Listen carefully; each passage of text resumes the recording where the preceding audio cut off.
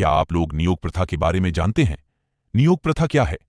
प्राचीन काल में पति के संतानोत्पत्ति में असक्षम रहने या पति की अकाल मृत्यु हो जाने पर वंश को आगे बढ़ाने के लिए उस कुल के बड़े बुजुर्गों की सहमति से और उस स्त्री की इच्छा से उसी कुल के किसी अन्य व्यक्ति से संबंध बनाकर संतान उत्पन्न की जाती थी।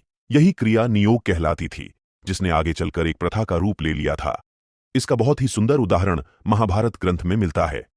गंगा पुत्र भीष्म के कभी विवाह न कर आजन्म कुंवारा रहने की कसम खाने के कारण उनके पिता शांतनु का विवाह मत्स्य सुंदरी सत्यवती से हुआ था। इसमें यह शर्त थी कि सत्यवती का पुत्र ही राजगद्दी पर बैठेगा। सत्यवती की 2 पुत्र वधुएं जब विधवा हो गईं और वंश को आगे बढ़ाने वाला कोई न रहा तो सत्यवती ने भीष्म से नियोग द्वारा पुत्र उत्पन्न करने को कहा, लेकिन भीष्म ने अपनी प्रतिज्ञा के कारण इनकार कर दिया।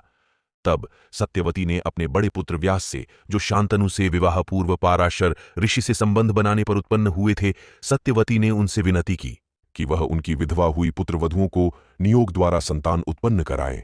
इसी के परिणाम स्वरूप ही धृतराष्ट्र, पांडु और विदुर का जन्म हुआ था। संतानोत्पत्ति की यह प्रथा तो अब नहीं है, लेकिन इसने अब एक नया रूप ले लिया है, जिसे IVF इन विट्रो फर्टिलाइजेशन कहा जाता है। इस विधि से आजकल बहुत सी स्त्रियां संतानोत्पत्ति में सक्षम हो रही हैं। इस पर एक बहुत ही अच्छी फीचर फिल्म भी बनी है, जिसका नाम है विक्की डोनर। दोस्तों, उम्मीद है आप समझ पाए होंगे नियोग प्रथा के बारे में। कमेंट में हमें बताएं और ऐसी ही जानकारी जानने के लिए फैक्टो विजय को जरूर सब्सक्राइब करें।